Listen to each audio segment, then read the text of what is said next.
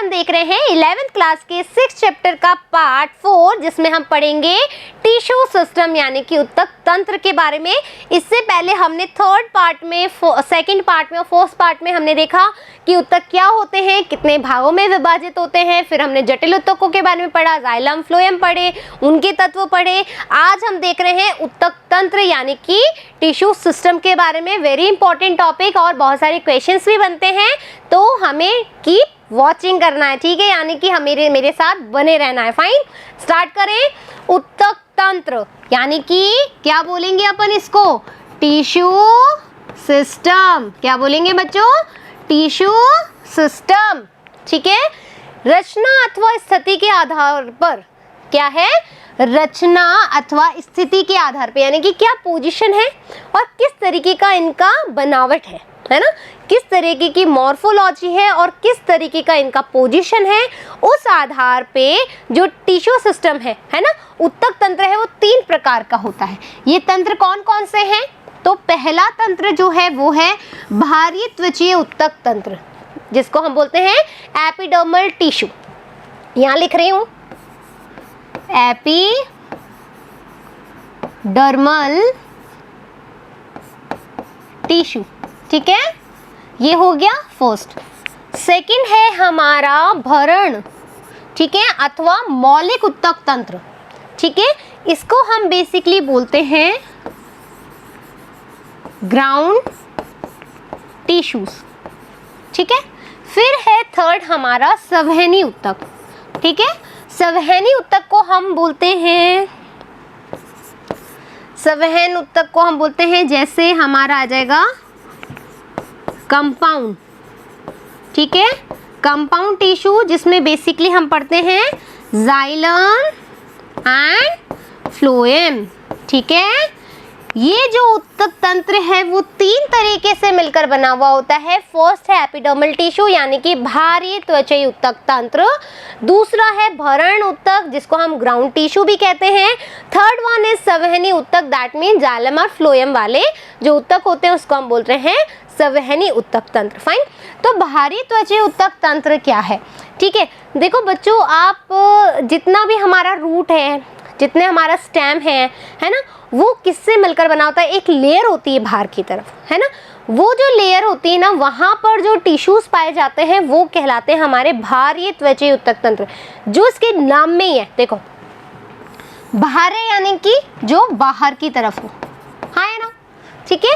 त्वचीय यानी कि बाहर की त्वचा पर उपस्थित होने वाला उत्तक तंत्र, बाहर की त्वचा पर, चाहे वो रूट हो, कोई शूट हो, कोई लीफ हो, इनकी उत्तक के बाहर पर जो उत्तक पाया जा रहा है, जो बाहरी त्वचा पर जो उत्तक पाया जा रहा है, वो बाहरी त्वचीय उत्तक तंत्र कहलाएगा। आगे परिभाषा समझ में, तो बाहरी त्वचीय उत्तक तंत्र पौधों के सबसे भारी आवरण कहलाता है, यानी कि जो सबसे भारी आवरण होगा वो कौन सा होगा? हमारा एपिडर्मल टिश्यू यानी कि बाहरी त्वचीय उत्तक तंत्र। क्लियर है? इसके अंतर्गत बाहरी त्वचीय कोशिकाएं, ठीक है, बाहरी त्वचीय उपांग, मूल रोम आते हैं। जैसे कि कैसे? यहाँ बनाओ इस तरीके से, ठीक है, ये बाहरी त्वचा है, आपने रूट हेयर देखे थे, हाँ है ना, यहाँ लिख दूँ रूट हेयर। रूट हेयर हमने देखे थे जब आपने रूट का डायग्राम पढ़ा था, याद आ रहा है? हमने रूट का डायग्राम पढ़ा था। रूट के डायग्राम में कहाँ पढ़ा था हमने? इधर की तरफ देखो बच्चों एक बार, इस तरह का डायग्राम देखा था। जो सबसे लास्ट था वो मूल गोप था, हाँ या ना, मूल गोप, ठीक है। उसके बाद में हमने क्या किया? हमने देखा कि ये जो मूल गोप है ना, मूल गोप के अंदर फिर यहाँ पर जो आया था वो दीर्घीकरण क्षेत्र वाला था। फिर हमने बोला ये कौन सा था? पहले मैरिस्मेटिक था, फिर दीर्घीकरण वाला था और फिर यहाँ पर था परिपक्वन वाला। और हमने क्वेश्चन बोला था कि जो परिपक्वन स्टेज होगी, जो मैचुरेशन स्टेज होगी, वहाँ पर क्या होंगे? रूट हेयर का फॉर्मेशन होगा, यानी कि मूल रोम बनेंगे। तो ये जो मूल रोम, जो अपेंडेजेस है, हाँ है ना, वो कहाँ पर होगी? ये बाहरी त्वची उपांग कहलाएंगे। क्या कहलाएंगे? बाहरी त्वची उपांग कहलाएंगे, मूल रोम। क्लियर हो गई बात? बाहरी त्वचा पौधों के भागों की बाहरी त्वचा होती है, जैसा कि हमने ऑलरेडी पढ़ लिया है। क्लियर हो गई यहाँ तक की बात? इसकी कोशिकाएं लंबी व एक दूसरे से सटी हुई होती है। जो कोशिकाएं हैं वो कैसी होगी? जो एपिडर्मिस की कोशिकाएं वो कैसी होगी? एक दूसरे से चिपकी हुई होगी, एनक्लोज्ड होगी। ये अखंड सतह बनाते हैं। अखंड यानी कि जो टूटती नहीं हो। अखंड, अ यानी अभाव, खंड खंडों का अभाव यानी कि जो आपस में खंडित ना हो, जो एक साथ लेयर बना रही हो, वो कौन सी कहलाएगी? Epidermal tissue. ठीक है। बाहरी त्वचा प्राय एकल सतह वाली होती है, यानी एक ही सतह, एक ही लेयर पाई जाती है। बाहरी त्वची कोशिकाएं पैरेन्काइमी होती है, जिनमें कम मात्रा में साइटोप्लाज्म होता है, जो कि कोशिका भित्ति के साथ होता है। देखो बच्चों, जो एपिडर्मल टिश्यू में एक क्वेश्चन है, ये राइट डाउन कर लो, नोट कर लो कहीं पर भी, कि जो हमारा बाहरी त्वची उत्तक तंत्र है, एपिडर्मल टिश्यू सिस्टम है, उसमें जो पैरेन्काइमस सेल्स होती हैं, उसमें जो अवकाश होते हैं, जैसे यहाँ बनाती हूँ एक बार डायग्राम। ठीक है, ये जो अवकाश है, यहाँ पर अवकाश डायग्राम पढ़ा था हमने अच्छे से। तो ये अवकाश है ना, यहाँ पर कम होते हैं, या हम कहें नहीं के बराबर होते हैं। ठीक है, क्यों? क्योंकि हमने बोला था कि जो एपिडर्मल जो पैरेन्काइमा सेल्स होती हैं, उनका पोजीशन के हिसाब से वो वर्क करती है ना। मतलब जहाँ पर वो सिचुएटेड होंगी, पैरेन्काइमा की उपस्थिति जहाँ पर होगी ना, उस हिसाब से वो फंक्शनल होती है। क्लियर हो गई? तो यहाँ पर जब हम ये क्वेश्चन आ सकता है कि बाहरी त्वची जो कोशिकाएं जो पैरेन्काइमा होती है, क्या उसमें अवकाश पाए जाते हैं? तो आप बोलोगे नहीं, और ज़्यादा और कम में ऑप्शन हो तो कम पे टिक लगा देना, और यदि नहीं पे ऑप्शन हो तो नहीं पे टिक लगाना। क्लियर हो गई बात, है ना। इनमें एक बड़ी राजधानी होती है। बाहरी त्वचा बाहरी सतह पर मोम की मोटी परत पाई जाती है, जिसको हम क्यूटिकल कहते हैं। यानी कि ये मैंने एक डायग्राम बनाया, इसकी जो बाहरी त्वचा है वो कौन सी है? हमारी एपिडर्मल, है ना, एपिडर्मल है। तो ये जो है इस पे एक मोम के आकार की, ठीक है, मोम की भांति एक त्वचा होती है। अब एक बात, अरे एक मिनट बच्चों, गलती से हो गया। हाँ, तो मोम की भांति क्या होगा? एक लेयर होगी। ठीक है, एक लेयर होगी, और इस लेयर को हम क्या बोल रहे हैं? क्यूटिकल। ठीक है। अब मेरी बात बताओ, एक क्वेश्चन है आप लोगों के लिए। यदि मान लीजिए कि ये कोई भी एक स्ट्रक्चर है जिसमें बाहर मैंने मोम का लेपन लगा दिया। किसका? मोम का। अब मैं इस पे पानी डालूं, क्या पानी इस पे टिकेगा क्या? आपने देखा होगा कि आप बाहर से फ्रूट लेने जाते हो तो कुछ लोग क्या करते हैं, फ्रूट जैसे एप्पल चमकते हुए नजर आते हैं। कभी नोटिस करिए ये बात कि कुछ जो नॉर्मल ठेले होते हैं उस पे एप्पल ऐवे ही लगते हैं, और कुछ जो हाई फाई ठेले होते हैं या हाई फाई शॉप्स होती हैं फ्रूट्स की, वहाँ पर जो एप्पल्स होते हैं वो बहुत शाइनी होते हैं, रेड कलर के दिखते हैं, एकदम शाइनी से दिखते हैं। इसलिए दिखते हैं क्योंकि वहाँ पर क्या होता है, वो एक लेपन कर देते हैं मोम का या कुछ ऐसा जेली लाइक कुछ, तो वो क्या करता है, शाइन करता है। इसी तरीके से जब आप यहाँ पे क्यूटिकल होगी ना, तो वहाँ पर पानी का ठहराव नहीं होगा, पानी का अवशोषण नहीं होगा। तो एक क्वेश्चन ये है, नीट में पूछा जाता है, तो जो क्यूटिकल है वो रूट पर पाई जाएगी क्या? एपिडर्मल तो सब पे पाई जाती है, लेकिन क्यूटिकल रूट पे पाई जाएगी क्या? नहीं पाई जाएगी। क्यों? क्योंकि रूट तो क्या करती है भाई, पानी का अवशोषण करती है ना। यदि वहां पर क्यूटिकल होगी तो क्या वो पानी का अवशोषण कर पाएगी? नहीं कर पाएगी ना। यही रीजन है कि आपसे क्वेश्चन पूछा जाए तो आप आंसर कर सकते हो कि क्यूटिकल जो है वो रूट पर नहीं प्रेजेंट होती, क्योंकि वाटर का अवशोषण नहीं हो पाएगा। ठीक है, कंजप्शन नहीं हो पाएगा, एब्जॉर्बेशन नहीं हो पाएगा। ठीक है, तो हमने बोला कहाँ गया, बाहरी सतह पर मोम की एक मोटी परत होती है जिसको हम क्या बोलते हैं, क्यूटिकल कहते हैं। क्लियर? क्यूटिकल पानी की हानि को रोकती है, हाँ या ना, सीधी सी बात है, रोकेगी। तो मूल में इंपॉर्टेंट लगा देती हूँ, याद रखना, मूल में क्यूटिकल नहीं होती है। रीजन पता है क्यों नहीं होती है ना? रंध्र ऐसी रचनाएं हैं जो पत्तियों की बाहरी त्वचा पर होते हैं। अब जो पत्तियां हैं, है ना, उस पे क्या होंगे, पोर्स होंगे। पोर्स इसलिए होंगे क्योंकि इजीली आ जाए, वाटर इजीली आ जाए और वो इजीली फ्लैपिंग कर पाए। जो लीव्स है वो हवा के साथ हिलती रहती है, हाँ या ना, ठीक है। रंध्र क्या करते हैं, वाष्पोत्सर्जन व गैसों के विनिमय में सहायता करते हैं। जो रंध्र है वो कैसा हेल्प करेंगे, गैसों का वाष्पोत्सर्जन में हेल्प करेंगे और गैसों के विनिमय में हेल्प करेंगे। प्रत्येक रंध्र में 2 सेम के आकार की 2 कोशिकाएं होती है जिन्हें द्वार कोशिकाएं कहते हैं। क्वेश्चन है, अभी मैं आपको पूरा डायग्राम समझाऊंगी, डोंट वरी, ठीक है। प्रत्येक रंध्र में जो पोर्स होते हैं उसमें 2 सेम के आकार की 2 कोशिकाएं होती हैं जिन्हें द्वार कोशिकाएं कहते हैं, हाँ या ना। घास में एग्जाम्पल मोस्ट इंपॉर्टेंट है, पूछा जाता है, घास में जो द्वार कोशिकाएं होती हैं वो डंबलाकार होती है। क्यों, क्योंकि घास जो है वो कैसी होती है, मोनोकॉट। क्या होती है, मोनोकॉट, ठीक है। तो घास में जो द्वार कोशिकाएं हैं वो कैसी होंगी, डंबलाकार, डम्ब बेल, कैसी होगी, डम्ब बेल शेप की होंगी। द्वार कोशिकाओं की बाहरी भित्ति पतली और आंतरिक भित्ति मोटी होती है। यहाँ तक एक बार जो समझाया सुन लिया। अब डायग्राम पे फोकस करेंगे, वेरी इंपॉर्टेंट डायग्राम, फाइन। अब आप ये देखो, ये डायग्राम यहाँ बना हुआ है, मैं यहाँ पर बनाती हूँ एक बार। कलर तो ठीक है, यहाँ देखो,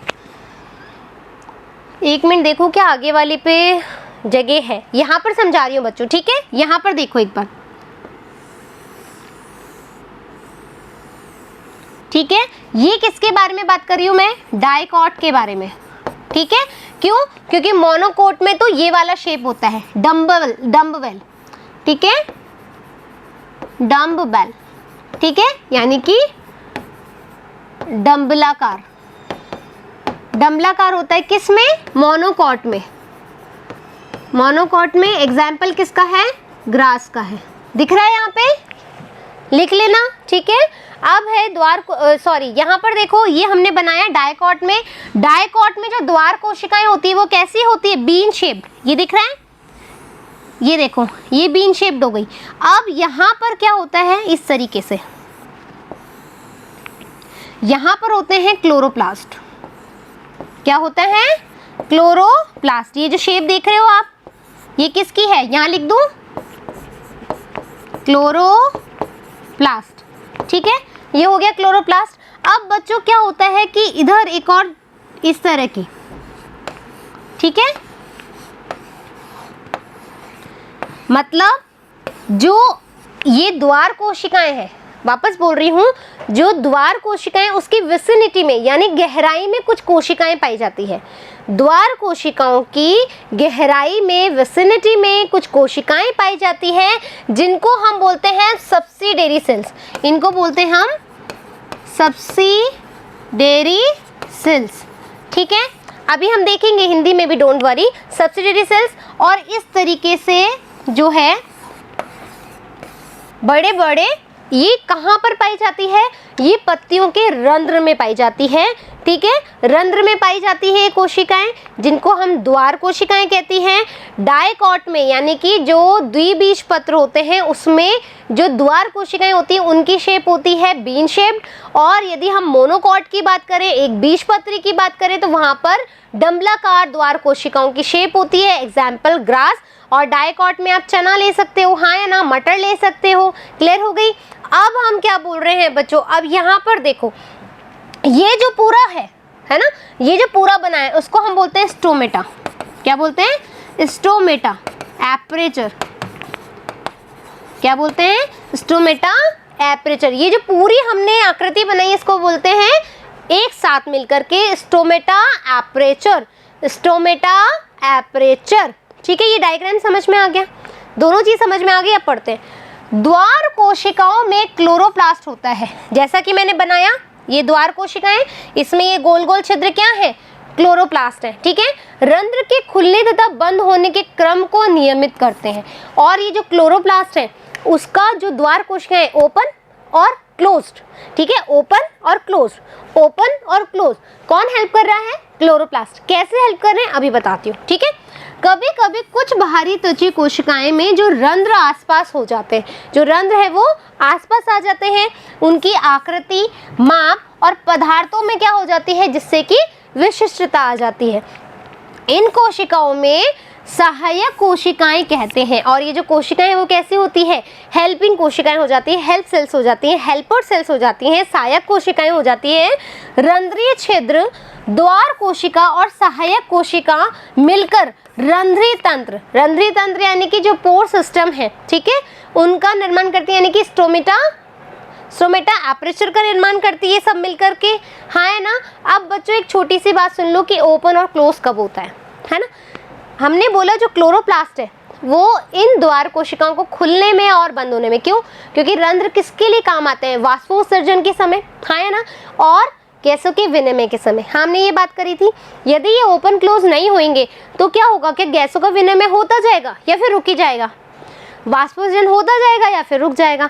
अब क्या होगा, जैसे ही, ठीक है, नेक्स्ट पे देखते हैं अपन, यहाँ पर देखते हैं, ठीक है। इस तरीके से हमने डायग्राम बनाया था अभी, ठीक है। ये क्लोरोप्लास्ट है, ये बीन शेप्ड है, फिर हमने विसिनिटी के लिए सब्सिडरी सेल्स बनाई, है ना, सहचर कोशिकाएं बनाई, और फिर इस तरीके से ये डायग्राम बना हमने। अब क्या हुआ बच्चों, ये बोल रहे हैं कि रंध्र के ओपन और क्लोज होना बहुत इंपॉर्टेंट है। किस तरीके से कार्य करता है, देखो बच्चों, जैसे ही वाटर आएगा तो ये क्या होगा, इसमें क्या होता है, रेडियल त्रिज्या विन्यास, क्या होता है, रेडियल। पूछा जाता है कि आपसे पूछा, मैंने पहले भी बताया आपको, जब हमने जाइलम फ्लोएम पढ़ा था तो हमने बोला था कि जो पानी का ट्रांसपोर्ट होता है, जो पानी का स्थानांतरण होता है, वो त्रिज्य संवहन होता है, यानी रेडियल टाइप का होता है। तो वही बात यहाँ पर है, रेडियल टाइप का क्यों होगा, जो रेडियल होता है इस तरीके से जो आएगा पानी, तो पानी आएगा, आया है ना, पानी की, अब हमें पानी की जरूरत नहीं है, ठीक है। तो जब पानी की जरूरत है, पानी आ रहा था तो ओपन हो गए, ये रेडियल जो त्रिज्या संवहन है वो ओपन हो जाएंगे। और जैसे ही पानी की जरूरत नहीं है ना, पानी हमको फुलफिल हो चुका है, अब हमें जरूरत नहीं है, तो ये पोर्स क्या हो जाएंगे, क्लोज हो जाएंगे, ठीक है, जिससे कि कोई भी विनिमय नहीं हो पाएगा, चाहे वो गैस का हो चाहे वाटर का हो। क्लियर हो गई बात। बाहरी त्वचा की कोशिकाओं पर अनेक रोम होते हैं जिनको हम मूल रोम कहते हैं, जैसा कि हमने ऑलरेडी पढ़ लिया है। ये बाहरी त्वचा की कोशिकाओं को एक कोशिकीय दीर्घीकरण स्वरूप होती है, जल व खनिज लवणों के अवशोषण में सहाय करती है। ये किसका कार्य है, इन मूल रोम का, ठीक है। अब हमने बोला कि तने पर पाए जाने वाले ये बाहरी त्वची रोम, क्वेश्चन आता है, क्वेश्चन क्या है, मूल पर जो एपेंडिजेस पाए जाते हैं, यानी कि जो मूल के एपिडर्मल सेल है उसमें जो बाहर उपांग पाए जाते हैं उसको क्या कहते हैं, रूट हेयर, मूल रोम। लेकिन जो तने पर पाए जाते हैं उनको हम क्या कहते हैं, उनको हम कहते हैं ट्राइकॉम्स। इंपॉर्टेंट, ठीक है, इंपॉर्टेंट। त्वचीय रोम जो कहाँ पर पाए जा रहे हैं, तने में, उनको बोलते हैं ट्राइकॉम। जो मूल में पाए जा रहे हैं उनको बोलते हैं रूट हेयर यानी कि मूल रोम। क्लियर हो गई। तो प्ररोतंत्र बोले तो स्टेम सिस्टम के बारे में बात कर रहे हैं। ये त्वचा रोम पर कोशिकीय होते हैं। ये शाखित और अशाखित, कोमल व नरम होते हैं। ये स्रावी का काम करते हैं, स्रावण का काम करते हैं। ये वाष्पोत्सर्जन से होने वाले जन की हानि को भी रोकते हैं। ठीक है, क्लियर हो गया। अब हम पढ़ेंगे, हमने पढ़ा अभी बाहरी त्वची उत्तक, अब हम पढ़ेंगे भरण उत्तक तंत्र। क्या पढ़ेंगे, भरण उत्तक तंत्र यानी कि ग्राउंड टिश्यू सिस्टम। ठीक है, बाहरी त्वचा व संवहन बंडल के अतिरिक्त यानी कि जाइलम फ्लोएम और जो एपिडर्मल है उसके अलावा जितने भी उत्तक हैं, वापस से बोल रही हूँ, जाइलम फ्लोएम के अलावा और जो एपिडर्मल टिश्यू के अलावा जितने भी उत्तक हैं वो किस कैटेगरी में आते हैं, भरण उत्तक तंत्र की कैटेगरी में आते हैं। ठीक है, इनमें सरल उत्तक जैसे पैरेन्काइमा, कोलेनकाइमा और स्क्लेरेन्काइमा पाए जाते हैं, जो कि हमने अच्छे से पढ़े है ना। फर्स्ट और सेकंड पार्ट में हमने पढ़े ये पैरेन्काइमा, स्क्लेरेन्काइमा, कोलेनकाइमा, उसके फंक्शंस। तो यदि मान लो आपके बड़ा क्वेश्चन आ जाए भरण उत्तक के बारे में बताइए, अब आप बोलोगे मैडम भरण उत्तक के बारे में तो आपने इतना सा लिखा है। नहीं, collenchyma, parenchyma, sclerenchyma all include in the ground tissue system यानी कि भरण उत्तक तंत्र। तो आप उसमें वहां पर ये चीजें मेंशन कर सकते हैं यदि बड़ा क्वेश्चन आ जाए तो। ठीक है, तो इनमें सरल उत्तक जैसे पैरेन्काइमा, कोलेनकाइमा और स्क्लेरेन्काइमा होते हैं। प्राथमिक तने में पैरेन्काइमा कोशिकाएं जो होती है, जब अपन प्राथमिक उत्तक की या तने की बात करें तो जो पैरेन्काइमा कोशिका है वो क्या होती हैं, वल्कुट यानी कि कॉर्टेक्स, परिरम, पित्त व मज्जा की करण में होती है, जो मिड रेज होती हैं, ठीक है, मिड रेज होती हैं, कॉर्टेक्स होता है हमारा, ये पेरिकल होता है जिसको हम परिरंभ कहते हैं। इन सब के बारे में अभी हम आगे वाली जो स्लाइड्स आएंगी उनमें पढ़ेंगे कि परिरंभ क्या है, कॉर्टेक्स क्या है, वल्कुट क्या है, कब बनता है, किसके नीचे होता है, ये सब चीज़ें हम पढ़ेंगे, ठीक है। पत्तियों में जो भरण उत्तक है पतली भित्ति वाले होते हैं, जो भरण उत्तक है पत्तियों में कैसे होते हैं, उनकी जो वॉल होती है, सेल वॉल होती है, वो थिन होती है, क्लोरोप्लास्ट युक्त होती है, तभी वो ग्रीन कलर के होते हैं। इनमें पर्ण मध्योतक भी यानी मेसोफिल्स भी पाए जाते हैं, जिसको हम मेसोफिल कहते हैं, ठीक है। संवहनी उत्तक तंत्र, यानी कि अब हम बात कर रहे हैं जाइलम और फ्लोएम के रेफरेंस में, ठीक है। तो जैसे कि हमने जाइलम और फ्लोएम बहुत अच्छे से पढ़े, हाँ है ना, तो अब हमें ये नहीं होना चाहिए कि अरे जाइलम क्या और फ्लोएम क्या, चीज़ें क्लियर कर लो। नहीं की है अभी तक, आपको लग रहा है कि नहीं आ रहा है, कहीं डाउट है, वापस से वीडियो पे जाओ और वापस वीडियो देखो और फिर यहाँ पर आना, ठीक है। क्लियर होगी बात। संवहनी तंत्र में जटिल उत्तक जाइलम तथा फ्लोएम होते हैं, हाँ है ना। जाइलम व फ्लोएम दोनों मिलकर ही संवहन बंडल बनाते हैं, क्या बनाते हैं, दोनों ही संवहन बंडल बनाते हैं। द्विबीजपत्री में जाइलम और फ्लोएम के बीच में कैम्बियम होता है। Most important line, most important line क्या है, मोस्ट इंपॉर्टेंट लाइन की जो डाइकॉट्स होते हैं यानी द्विबीजपत्री होते हैं, उनमें जाइलम और फ्लोएम, ठीक है, जाइलम और फ्लोएम के बीच में एक कैम्बियम होता है, ठीक है। किसके अंदर होता है ये, डाइकॉट के अंदर, यानी कि द्विबीजपत्री में। द्विबीजपत्री यानी कि चना या फिर मटर, आई बात समझ में, हाँ है ना।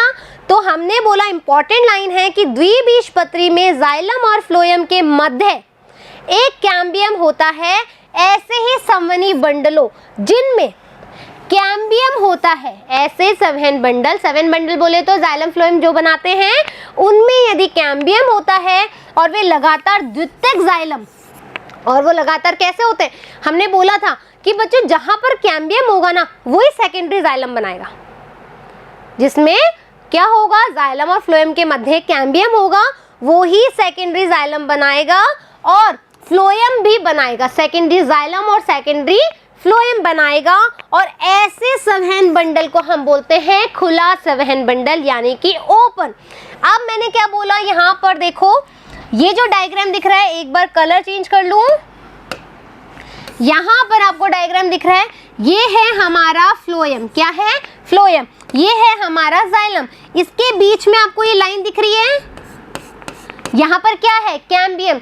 तो जो संवहन बंडल जिसके मध्य कैम्बियम होगा वो द्वितीयक जाइलम द्वितीयक फ्लोएम बनाएंगे और उनको हम खुला संवहन मंडल बोलेंगे। भैया बीच में कुछ है तो समझ लो ना खुला है ना।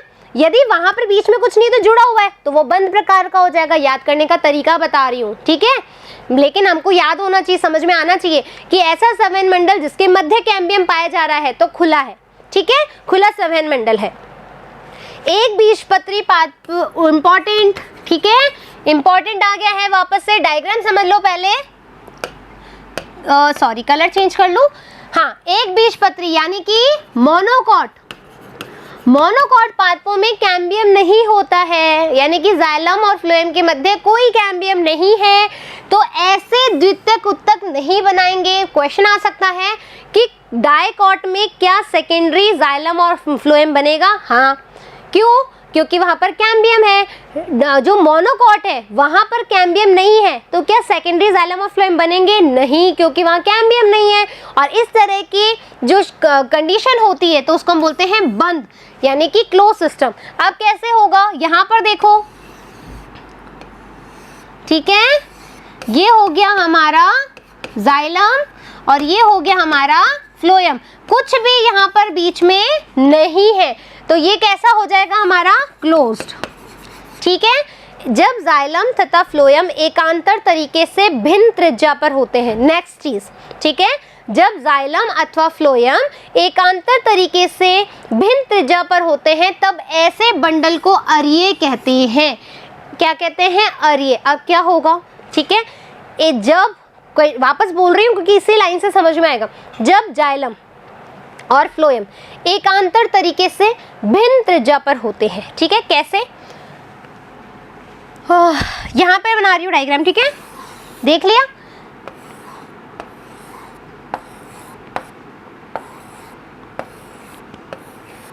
आया, यहाँ पर होगा जाइलम, भाई Z और P से मतलब समझ जाना, X और P से X बोले तो जाइलम और P बोले तो फ्लोएम।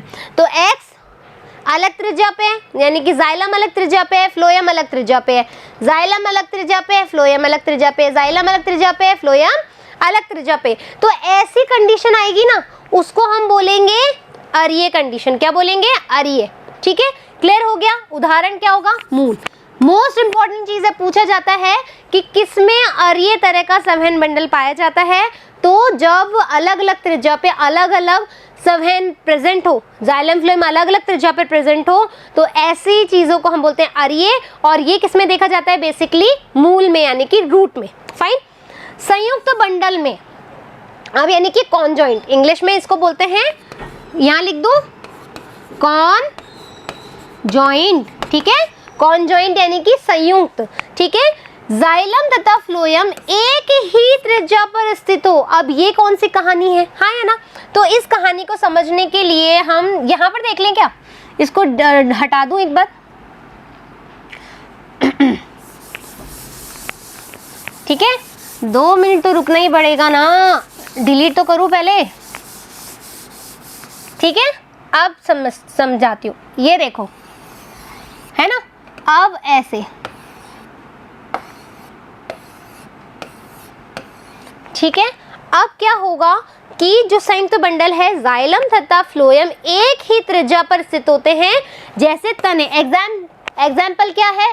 स्टेम। देखो बच्चों, मैंने आपको पहले भी बोला है, आज भी बोलूंगी, आगे भी बोलूंगी, बार बार बोलूंगी कि नीट के एग्जाम में और 11-12 में आपको अच्छा रिकॉर्ड करना है ना, अच्छी परसेंटेज लानी है और अपना बेसिक स्ट्रक्चर। देखो परसेंटेज भी मेरे लिए मायने नहीं रखती, मायने रखता है कि आपको कितना आता है। आप आगे जाके क्या करोगे? कुछ लोग होते हैं 90% लिया और 1 साल के बाद सब कुछ भूल गए। ऐसा नहीं करना होता है, चीज़ों को समझो जो आगे तक जाए, है ना। तो मैं ये कह रही हूँ कि जो जितने भी आपके बुक में एग्जाम्पल्स है ना, वो बहुत अच्छे से याद कर लो। कहीं नहीं रुकोगे, कहीं नहीं थमोगे किसी भी कंपटीशन एग्जाम में। एटलीस्ट नीट की जो है आपकी एनसीईआरटी की जो 11th की बुक है, उसमें जितने भी आपके क्या आ रहे हैं, जितने भी आपके एग्जाम्पल्स आ रहे हैं, उनको अच्छे से समझ लो, अच्छे से याद कर लो, कहीं पर लिख लो, जैसे भी याद होते हैं। बट मैं जब बार बार आपको एग्जाम्पल बताती हूँ तो that means they are important for the examination. Get it? तो हमने कहा संयुक्त बंडल में जाइलम और फ्लोएम एक ही त्रिज्या पर हैं, जैसे तने और पत्तियों में। कहाँ पर? ये किस में पाए जाएंगे? तने में और लीव्स पर पाए जाएंगे। संयुक्त संवहन बंडल में प्राय फ्लोएम जाइलम के बाहर की, जो फ्लोएम है वो जाइलम के बाहर की ओर स्थित होता है। यानी कि यहाँ पर देखो, phloem xylem, phloem xylem, xylem अंदर की तरफ, फ्लोएम परिधि की तरफ, phloem xylem, xylem phloem xylem, phloem xylem, एक ही त्रिज्या पर दोनों प्रेजेंट हैं। फ्लोएम बाहर की तरफ है, जाइलम अंदर की तरफ है। क्लियर हो गया? इसको हम क्या बोलेंगे? कॉन्जॉइंट। ठीक है, क्या बोलेंगे? कॉन्जॉइंट। तो इस तरीके से हमारा ये टॉपिक खत्म। हमको आ गया कि किस तरीके से हमने टिश्यू सिस्टम पढ़ा। हमने 3 तरह के पढ़े, एपिडर्मल यानी कि भारी त्वची उत्तक तंत्र, दूसरा हमने पढ़ा भरण यानी कि ग्राउंड टिश्यू सिस्टम, थर्ड हमने पढ़ा संवहन बंडल जिसमें हमने जाइलम और फ्लोएम की अरेंजमेंट और रचना देखी है। हाँ या ना? क्लियर हो गई बात? यहाँ तक के नोट्स बना लेने हैं, फिर मिलेंगे अपन नेक्स्ट पार्ट में। जब तक धन्यवाद।